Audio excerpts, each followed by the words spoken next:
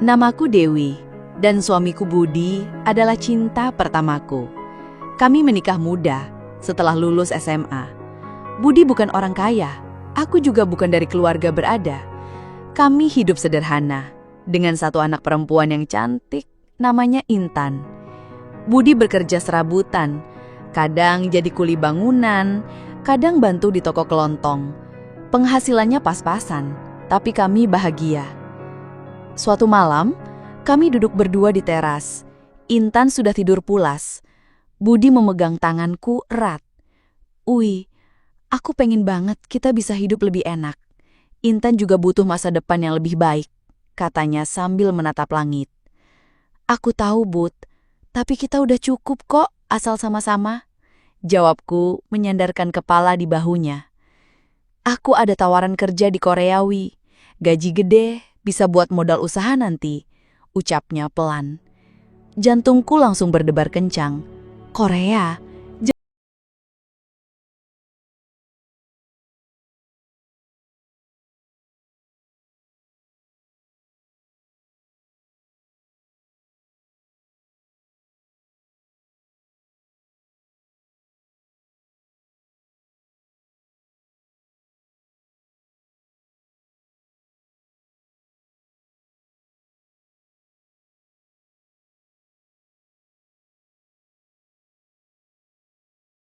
Janji yang akan mengubah segalanya.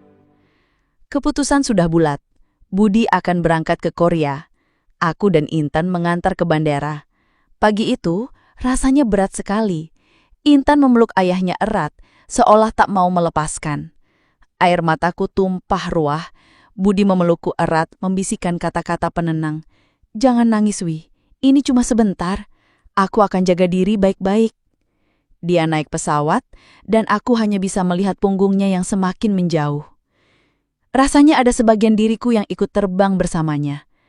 Hari-hari pertama tanpanya berat sekali.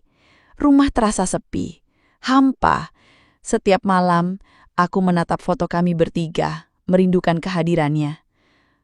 Komunikasi kami hanya lewat pesan singkat atau telepon sesekali. Perbedaan waktu membuat kami susah bicara lama.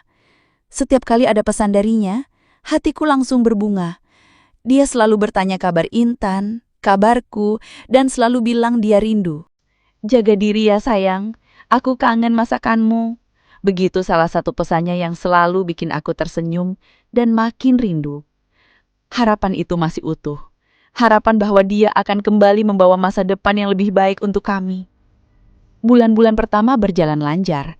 Budi mengirimkan uang secara rutin, bahkan lebih banyak dari yang aku bayangkan. Aku jadi bisa renovasi sedikit rumah, beli kebutuhan Intan, dan bahkan menabung. Teman-teman dan tetangga pada iri, bilang aku beruntung punya suami pekerja keras. Tapi seiring dengan lancarnya kiriman uang, intensitas komunikasi kami justru berkurang. Pesan-pesan Budi jadi lebih singkat, teleponnya makin jarang. Aku mencoba berpositif, mungkin dia sibuk kerja atau kelelahan. Aku sering mengirimkan foto Intan yang lagi tumbuh besar atau foto masakan kesukaannya. Budi hanya membalas dengan emotikon senyum atau "iya, bagus." Ada sesuatu yang terasa hambar. Jarak itu perlahan-lahan seperti mulai mengikis kedekatan kami. Uang memang datang, tapi rasanya hatiku mulai merasakan ada sesuatu yang pergi. Kecurigaan mulai muncul saat Budi sulit dihubungi. Kadang aku telepon tidak diangkat. Pesanku cuma dibaca, tanpa dibalas. Kalaupun dibalas, jawabannya singkat dan dingin. "Sibuk," atau "lagi meeting." Selalu itu alasannya. Suatu malam, aku berhasil menelponnya. Suaranya terdengar lain, agak gugup. Tiba-tiba, aku mendengar suara perempuan di latar belakang, suara tawa yang asing. "Suara siapa itu, Bud?" Tanyaku, jantungku langsung berdebar tak karuan. "Oh, itu teman kerjaku, Wi. Lagi ngobrol biasa," jawabnya buru-buru. Lalu dia bilang harus segera tutup telepon karena ada pekerjaan mendesak. Setelah telepon itu, aku jadi lebih sering memperhatikan gelaknya. Setiap kali kami video call, yang juga makin jarang, Budi selalu memegang ponselnya dengan erat, seolah menyembunyikan sesuatu. Dia juga sering melihat ke arah lain, seperti ada seseorang di sampingnya yang tidak ingin aku lihat. Perasaanku makin tidak enak. Ada rahasia yang dia simpan, dan rahasia itu perlahan-lahan mulai menghancurkan ketenanganku. Puncaknya terjadi saat aku iseng membuka media sosial. Teman lama kami, yang juga bekerja di Korea, mengunggah sebuah foto. Foto itu diambil di sebuah restoran Korea, dan di sana ada Budi. Tapi dia bukan sendirian. Di sampingnya duduk seorang perempuan Korea, sangat cantik, dengan rambut panjang dan senyum manis. Tangan mereka terlihat saling menggenggam di bawah meja, walaupun samar-samar. Dunia rasanya langsung runtuh. Nafasku tersegak. Foto itu seperti pukulan telak di dadaku. Ini bukan lagi kecurigaan. Ini adalah bukti. Bukti nyata bahwa Budi, suamiku, selingkuh di sana. Dengan perempuan Korea itu, air mataku langsung tumpah ruah membanjiri pipiku. Aku tidak bisa bersuara, hanya bisa terisak. Intan yang melihat aku menangis langsung mendekat memelukku erat. "Mama, kenapa?" tanyanya polos. Aku tidak bisa menjawab. Bagaimana aku harus menjelaskan pada anakku bahwa ayahnya sudah tidak setia lagi? Aku memberanikan diri. Aku mengirimkan foto itu ke Budi dengan pesan singkat. "Ini siapa, Bud?" Beberapa saat kemudian, teleponku berdering. Itu Budi. Suaranya terdengar panik. "Wi, itu cuma teman biasa, Wi. Nggak ada apa-apa." "Teman biasa? Teman biasa sampai pegangan tangan di bawah meja? Sampai kamu jadi sering sibuk? Jarang balas pesanku? Susah dihubungi?" Suaraku meninggi, bercampur isak tangis. Budi mencoba berkelit. Dia bilang itu salah paham. Dia bilang perempuan itu cuma rekan kerja yang kebetulan dekat. Dia mencoba berjanji akan menjelaskan semuanya nanti saat dia pulang. Tapi hatiku sudah terlalu sakit. Setiap kata yang dia ucapkan terdahulu, kini terasa seperti kebohongan besar yang menyakitkan. Janji di bawah bintang, air mata di bandara, harapan di setiap pesan, semuanya kini terasa hambar, tertutupi oleh pengkhianatan ini. Setelah konfrontasi itu, Budi jadi jarang sekali menghubungiku. Pesan-pesanku tak lagi dibalas, teleponku tak pernah diangkat. Dia benar-benar menghilang, seolah dia tidak lagi memiliki istri dan anak di sini. Uang kiriman pun mulai tersendat, bahkan kadang tidak ada sama sekali. Aku dan Intan harus berhemat mati-matian.